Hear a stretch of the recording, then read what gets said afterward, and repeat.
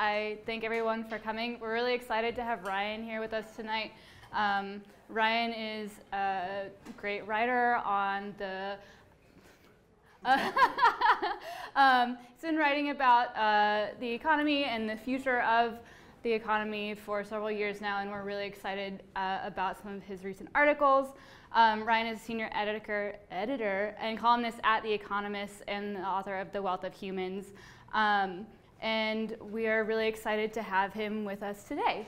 So can we give Ryan a hand and a welcome?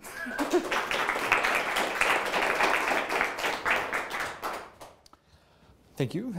Thank you all very much for coming this evening. I guess the rain has lit up, so it's not quite so painful to get here. So it's good to be at the School of Visual Arts. As I was putting my slides together for this, I was very self-conscious about my fonts. Don't usually have this kind of audience. So, but it's good to be here in New York. And is it weird to be in New York under the new administration with the family living up in Trump Tower? I've lived in Washington for ages, and there's like a long, proud history of people moving from New York to Washington and then complaining about everything. But usually it's stuff like pizza and bagels rather than like the deep state. So this is a new thing for us. But I guess to start off with, I think the politics of the moment does provide some important context when we're talking about what's going on with technology and with work in the economy. And Donald Trump is a very different kind of politician, practicing a very different kind of politics than what we've seen in the United States over the last, I'm not sure when we've last seen politics quite like this. But he's not an isolated example. If we look in Latin America, if we look in Europe, we see a lot of places in which politics seems to be taking sort of a radical turn. And I think this is an interesting thing for a lot of us because for the most part, over the last 20 or 30 years, we haven't really seen that kind of thing. Politics, at least in the rich world, has been pretty boring. And I think the way to think about that is in terms of how politics helps us decide what we want to do with all the other things in society, including technology. And when we think about technology, as economists, we approach it in a very kind of boring way. We say you take some technology, you mix it with a little bit of labor and a little bit of capital, and you produce stuff. And then when the technology gets better, you can produce more stuff, and that's kind of how it works. But in fact, the process is much more complicated. When people come up with a new technology, it creates possibilities. And then as we realize those possibilities as a society, we do it in a lot of ways by molding ourselves as a society around the technology. So if you think about the car, we didn't just swap out horses and buggies for cars. We restructured the way society works and where people live and how they get around. And the thing is, when society starts to transform itself like that around new technologies, all the sort of old bargains across society, all the different things we sort of understood and took for granted, don't work like they used to do. People start to feel that the new bargain that they've received is unfair. They start to lament the loss of status that they have relative to other people. And they become unhappy. And if they become unhappy enough, they vote for people who are promising a radical change. And sometimes a radical change is a good change. Sometimes it's a very bad change, and then other people get unhappy and vote for radical change. And really, if we think about the Industrial Revolution up through the 1960s, this, across a lot of the world, was how things went. And it was very messy, and we were constantly having to adjust the bargains we made with each other in society in order to make technology work for all of us. And then it didn't really work like that from kind of the 70s and 80s and 90s. We were all just kind of, things were more placid. And now that's gone away. And so I think when a lot of people look at kind of the elections that we've seen over the last few years and that seem a little worrying, they say, well, this is kind of the hangover from the Great Recession, and hopefully this will sort of pass. And I think if we think we're entering a new and transformative technological age, and that's kind of my perspective, then we shouldn't expect it to pass. We should expect things to get a little bit messy. So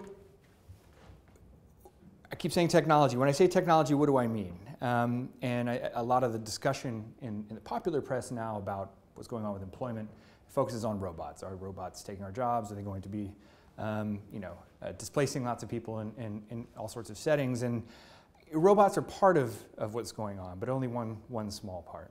And when I look back over the last 30 years, the period over which these stresses have begun to build, I think that what we're mostly talking about is the digital revolution in terms of new communication technologies, computing becoming more powerful. And these new technologies have affected the economy in a few different ways. They have made some highly skilled workers much more productive. So if you are a highly skilled fund manager, you can manage a lot more money for a lot more people than you used to be able to. If you're a skilled designer, you can do a lot more work for a lot more people, and you have many more tools available to you than you did in the past. That's one thing that's going on. A second thing is globalization, and I think a lot of people don't think of this as being kind of a technological effect, but new information technologies allowed firms to outsource work, to set up call centers in different countries and take advantage of opportunities there. Without these technologies, companies like Apple wouldn't be able to source products from all over Asia, bring them together in a factory in China for assembly, and then sell them to consumers all over the world. They need technology to be able to track that process step by step, to monitor everything, and then to track sales across the economy. And so it was this sort of technology that allowed these supply chains that drove the wave of globalization we saw over the last 15 to 20 years to really emerge. And that in turn led to hundreds of millions of workers in mostly in emerging markets being brought into the world labor market. And then the third thing is automation. And there was a wave of industrial automation that took place in the 80s and 90s. And there was additional source of automation that appeared later than that, but it's really beginning to pick up a new momentum. And some of that is robotics that are more capable, more dexterous than ever, and that can do tasks in things like medicine and elsewhere. But then a lot of it is other things. It's the application of things like machine intelligence to new problems. And so what's the effect of all this? And in my perspective, and sort of the thing I focus on in The Wealth of Humans, what all of this does that is so disruptive is it changes the status of labor in an economy. And in particular, it makes it so there is an abundance of labor.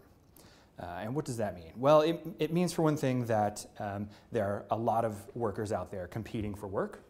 And when you have more of something, generally that places downward pressure on the price, so that places downward pressure on wages. But also, all these different things that I'm describing that technology can do tend to weaken worker bargaining power. They give companies many more ways to get around workers who are demanding more pay or more time off. And so they have the effect of squeezing the role of labor in the economy. And that, I think, is a big factor behind not just the economic trends we've seen, but also the political ones. But it does show up in a lot of different economic variables, and you may be familiar with many of them. One of them is the fact that for a large share of the workforce, wages simply have not grown very much over the last, certainly since 2000, for some groups since before that. Inequality has risen quite a bit over the last 30 years, particularly in Anglo economies, but also to some extent everywhere. And then the thing I think is really most interesting and most telling is that what we call the labor share of income. This is the amount of income that society generates that goes to people in wages and salaries rather than people who own stocks or who own land. That has been declining, and it's been declining in rich countries and in poor countries. It's been declining in countries that specialize in manufacturing as well as countries that focus on services. It's really almost a universal thing, and that sort of speaks to the extent to which new technology is squeezing labor. And I think this is going to get worse, and I think it's going to get worse because of the nature of machine intelligence. And machine intelligence is what we would call a general purpose technology, like electricity. It's something that can be used in many different parts of the economy to do many different sorts of things. And that alone is sort of interesting, but what's also happening is that it seems to be becoming more powerful, more capable, more quickly than we thought. So if you go back to the mid-2000s, people who were thinking about driverless cars and whether software could be made to do that were pretty convinced that this was the kind of hard problem that was going to take decades and decades to solve. And now we are in a place where driverless cars aren't perfect. Neither are human drivers, and they're able to be out on roads and functioning much sooner than we had thought. It's also true with speech recognition and translation abilities. Have improved much more dramatically than people had anticipated they would over such a short span of time. Last fall, Google rolled out a new sort of deep learning-based, machine intelligence-based technique for instant translation to replace its old system, which was much more kind of kind of throw a lot of computing power at it sort of system. And overnight, it improved tenfold. And it really is stunning now when you go and click on a new article in Chrome that's in a foreign language, how good the translation is. And these other things are able to be applied in lots of different settings. It's amazing if you sit down and think about how many of the jobs that people have, really at the heart of them, it's about communication between people and sort of just understanding all the little idioms in language and kind of what we think they mean because we're able to empathize. If computers can do that, that sort of changes the game in a lot of ways for a lot of different people. And so I think that there are studies that sort of estimate how much automation we should expect over the next few decades, and some of them say as many as 47% of jobs could be computerized over the next few decades. Some put their number quite lower. I think the thing to note is that it's happening, and that you don't actually have to have 40% of jobs automated to cause huge social and economic upheaval. So I studied economic history, and the way I approach a lot of my thinking about what technology is going to do to work, to the economy and society is, it comes from looking back at what's happened in the past. And there's a lot we can learn from industrial history. One thing we can learn, and so far what I've said has been a little gloomy, one thing we can learn though is that technology, particularly technology that displaces people from older sorts of jobs, ends up over time making us all much better off. We are able to stop doing kinds of work that aren't very fun. Stacking boxes in a hot Amazon warehouse is not a fun thing to do, and if robots can do that, that's a good thing. And it will also give us many more what economists would call consumption opportunities, but ways to sort of spend our time that are fun or rewarding or satisfying, and that could be video games, but it could also be programs that allow us to learn or explore new subject areas. The consumption possibilities are much improved by technology. And then also, if we can apply these things in medicine and so on, we may end up being healthier as well. And so it's a very worrying story so long as we're focused on kind of the role of work in society, and that's very important. But there are good things to go along with it. To go back to the gloomy bit,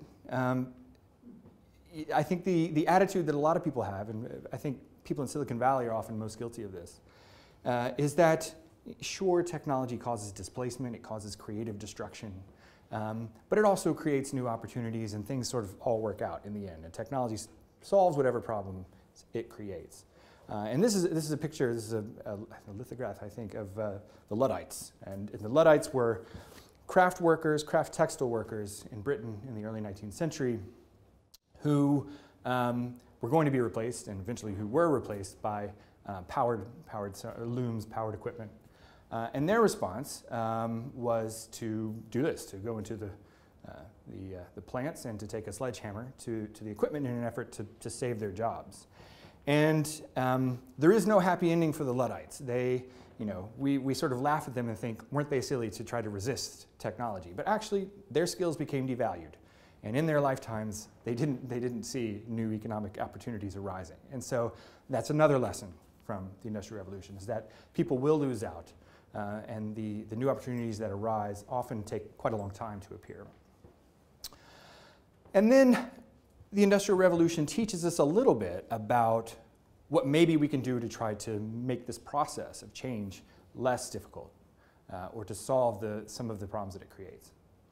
And one thing that we can do is educate people. At the beginning of the Industrial Revolution, most people couldn't read or write, had no sort of basic scientific knowledge or engineering knowledge. And over the course of the 19th and early 20th century, there were broad movements that pushed for public education, universal secondary education, and then for accessible and affordable university education. And that made a huge difference. It meant that we were able to find people to fill these roles, and also that inequality was not as high as it might have been because we were churning out so many high-skilled workers. So that's one thing that we can learn. Another is that place matters. In the Industrial Revolution, the places where the new opportunities were being created grew just fantastically quickly. Cities appeared out of nowhere, and that was what the technology of the day sort of demanded. And we see similar pressure today. We see the cities that are at the heart of the process of creation of new opportunities, like Silicon Valley and New York and London, are growing tremendously in economic terms. What they're not doing is growing tremendously in population terms.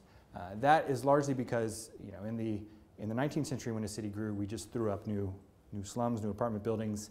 And it was bad in some ways because those conditions were often poor, but then it also meant that lots of people, including poor people, had access to these growing economies.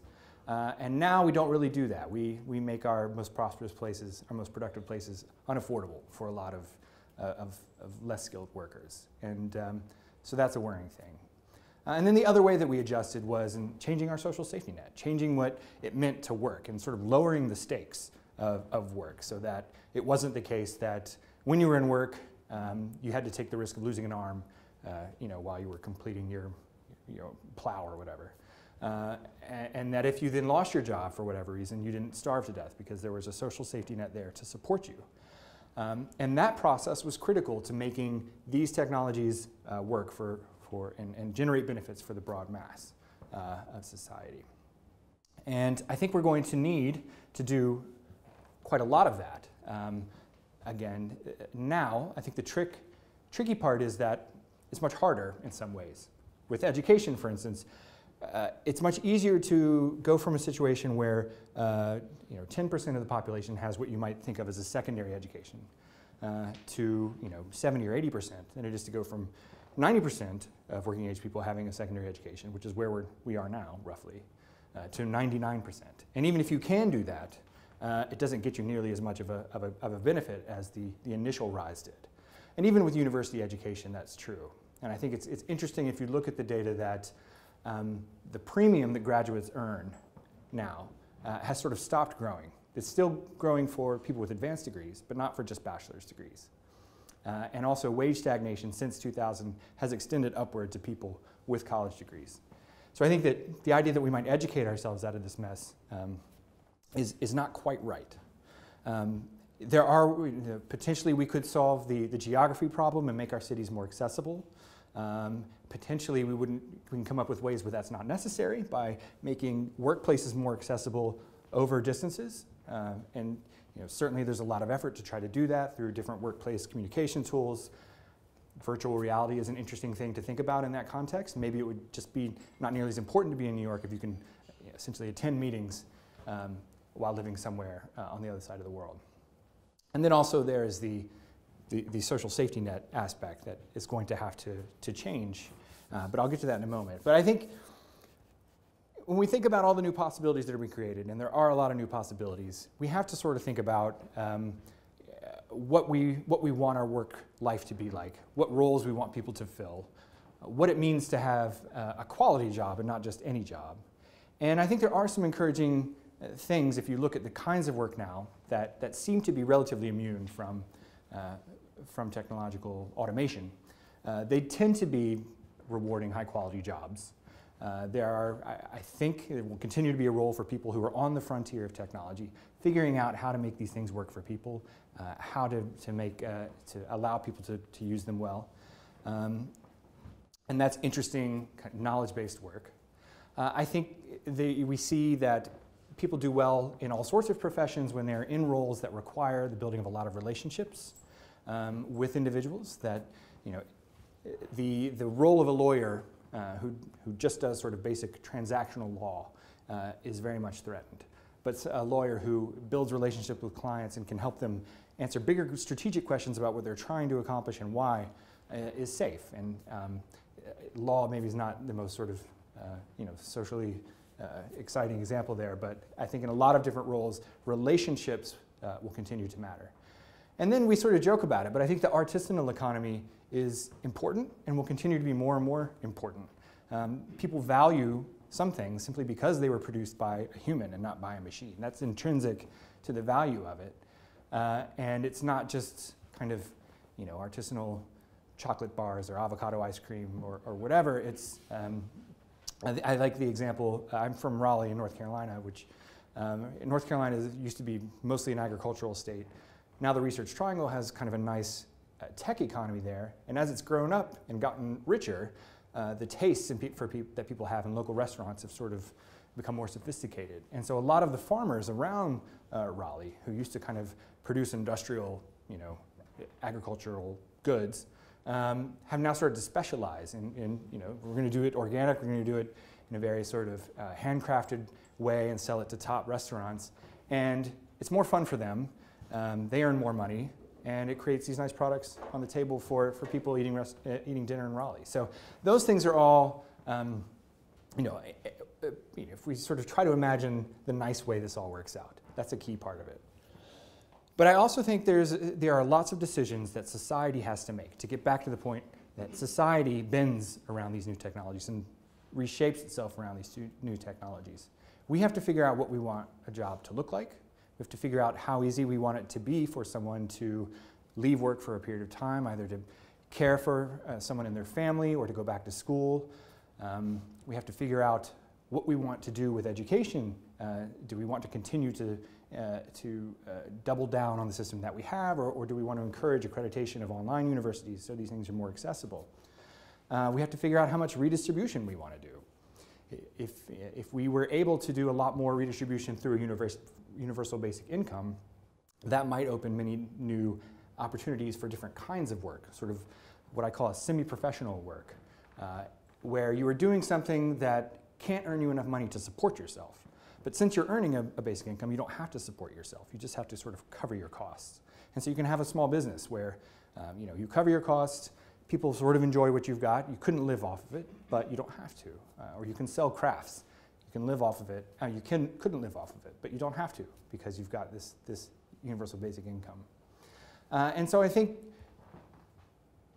stepping back, the big takeaway that we all ought to have is not that, is rather that technology is not going to solve these problems all on its own. That there is a process that has to take place in which we as a society decide what we want work to look like, what role we want it to play in society, what we want the rewards to be for doing that sort of work, and what we want the rewards to be for those who, for whatever reason, are unable or unwilling to do that sort of work.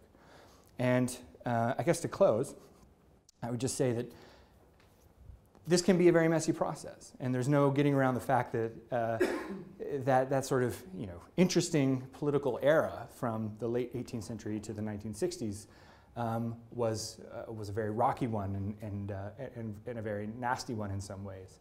And the hope would be that we learn from that, and that we have new institutions now that make us stronger as a society and more able to deal with change. That we have past experience and say, the world wars were a bad idea and we really shouldn't do that again. But I do think we need to be aware that, in my view, that kind of political change is possible, that we haven't outgrown it, and that the way to keep it from getting worse is to be very active and very purposeful in trying to build the economy and the society that we want. I'll stop there, and I would love to hear what questions you guys have. Yeah, we'll start with a couple questions. Do you guys want to, I want to welcome you guys to sit down if you want to sit down. I guess the first question is, what in your mind, what are the opportunities for designers to kind of play a role in the future economy as agents of either advancement or possibly agents of holding back progress? Holding back progress? I don't know if you see if there's conflict. If there's bad UX design. Then yeah. I keep pressing the wrong button. I mean, design is going to be critical for all of this. In so many ways, it's hard to sort of think about. I mean, there are new, sort of looking at the consumption side, there are all sorts of new opportunities to create things that people enjoy doing that will allow them to fill the time they have where they may not be working. I just wrote a piece not long ago looking at video games and how much better video games have gotten over the last 20 years and what effect that might be having on people who are not working. And so there are those sorts of aspects. I think, design has a role to play in figuring out how to prepare people for new jobs in the learning process and the educational process. More and more people are going to be getting their education online. It's important to think about how the material is presented to them, what the environment is like to keep them coming back if they're not going to have a lecturer there who's forcing them to do things. So that's another thing. I mean, in our new automated world, design is everywhere. I don't know if they have it here. Eatsy, do you have this restaurant, Eatsy? There's an Eatsy in DC now, and it's this, you walk in and there are tablets there and you place your order, and then there's a wall that's full of little compartments, and eventually one of the compartments, they have screens on the front. It's not here, this is a chalkboard, but you can imagine. They have screens on the front, and your name comes up and it says your order's ready, and you go in and you pick it up, and you don't see humans. And you're left to speculate whether there are also robots in the kitchen producing what you're ordering. But this is, it's the sort of thing that, you can tell designers spend a lot of time working on every aspect of this. In terms of accessibility, there are a lot of issues. How easy is it going to be to use what are increasingly complex technologies? I think it's hard to think of areas where it's not relevant. In terms of what might set it back, I don't know. I think it's more, technology is going to be, we sort of see this with Apple and the iPhone, that the way new products are greeted has a lot to do with how they're presented to people, or the way new ways of doing things are greeted has a lot to do with how they feel and look to people. Google Glass, people hated, and partly it was because it seemed like they didn't want a camera on themselves all the time, but also it just was a clunky, weird piece of technology, and if it had been better designed and more fun, I hope no one here worked on Google Glass. I realize I run that risk. But no, I think it's hugely important. Yeah. Yeah, I mean, I guess you mentioned the Industrial Revolution and how a lot of people struggled to, as their jobs and skills were no longer valued. So in my mind, that seems like an example of poor design in the way that those were rolled out. So I'm curious, like, as we see these new technologies unfolding, like you're saying, Google Glass, how do you see, or like AR, augmented reality, or virtual reality, how do you think that designers should think about presenting those mediums to new people? It's a good question. I mean, there will be, so the way things worked out in the Industrial Revolution was that you had powerful new technologies, but they were for the most part complementary to people. They needed people to work, to control them. And so once people were able to sort of unionize and demand their share of the gains, everything kind of worked out all right. And the reason this time might be harder to manage is there's more substitution of machines for workers. But it doesn't have to be that way necessarily. And so, there's this slide here of this fellow who's all teched up. Like, there's plenty of opportunity to create new technologies that allow people to work with these machines. Augmented reality is one example of that people are working with, to try to allow people of modest skill levels to be much more productive and much more effective and keep their place in the workforce. Also, there are, I think I just read that Amazon is looking to broaden its distance employment, to hire a lot of new workers who aren't located, not located in Seattle, not located in any of the logistics warehouses, but who do work from home through these portals that Amazon is designing. And there will be lots of ways that creative people can work to try to help people with skills that are threatened by robots to continue to contribute to society and to the economy. And it's hard to imagine what those would be. I guess that's your job. But I think that's, those opportunities are there. And then, like, in that mindset, what can we as designers think in mind to design for better outcomes for all or for more people instead of just the top or upper class? Well, I think it's tricky. I mean, I think a lot of the reason that these things, that the benefits of change tend to flow to the top is the nature of the work. And the work is such that it requires a few people who are very skilled, kind of pooling their knowledge, working together to generate something that's very valuable. And then once it's created, it can be rolled out to lots and lots of different people. So you design something wonderful like the iPhone, you can sell a gazillion iPhones. And then all that profit goes to the small team. So in a way, the fact that so much of what we do now, so much of the value associated with it is about the knowledge that goes into creating it, sort of means that this is inevitable in some sense. So to the extent that that's true, what designers have to do is organize and vote for more redistributive policies and things like that.